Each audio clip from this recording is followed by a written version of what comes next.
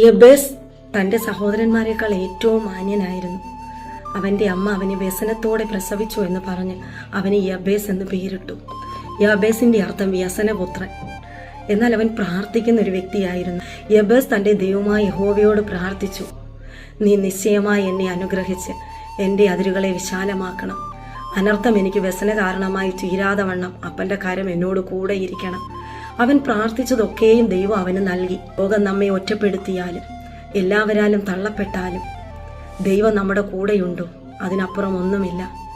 അവൻ നടന്നു വരുമ്പോൾ എല്ലാവരും അവനെ കളിയാക്കി പറയുമല്ലേ, ദാ വ്യസനപുത്രൻ വരുന്നു, യാബേസ് വരുന്നു.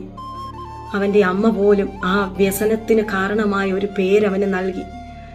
ലോകം എന്തു പേര് ചാർത്തപ്പെടുത്തിയാലും ഭാരപ്പെടരുത്. നമ്മുടെ പേരിനെ മാറ്റുവാൻ കഴിവുള്ള ദൈവം, നമ്മുടെ നിന്ദകളെ മാറ്റുവാൻ കഴിവുള്ള ദൈവം, അവൻ നമ്മെ ഉയർത്തുന്ന ദൈവമാണ്.